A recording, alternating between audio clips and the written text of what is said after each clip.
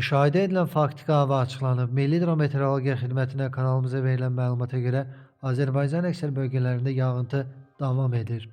Düşən yağıntının miqdarı Astarada 31 mm, Lənkəranda 29, Şəkidə 7, Oğuzda 6, Lerik Qəbələdə 5, Cəlilabadda 4, Balakəndə 3, Göygöl, İmişli, Biləsuvar, Kürdəmir, Zərdab, Göyçayda 2, Zaqatala, Sabirabad, Cəfərxan, Neftçala, Beyləqan, Tərtər, Naftalan, Mingəçevir, Yevlax, Qobustan, Quba, Qusar, Xaltan, Sədərək, Daşkəsən, Gədəbəy, Kəlbəcər, Laçın, Qubadlı, Şuşa, Xankəndi, Xocalı və Ağdamda, eyni zamanda Bakıda və Abşeron yarımadasında isə 1 mm-dir.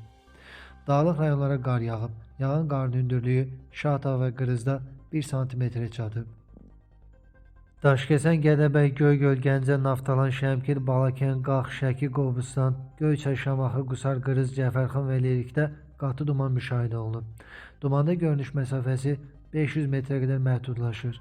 Havanın minimal temperaturu Bakıda və Abşeronda, o cümlədən Naxçıvanda 6, Aran rayonlarında 7 dərəcəyə qədər isti, dağlıq rayonlarda isə 6 dərəcəyə qədər şaxta müşahidə olunur.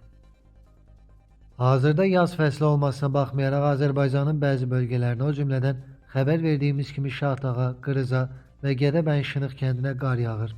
Şınıqdan olan qar görüntülərini təqdim edirik.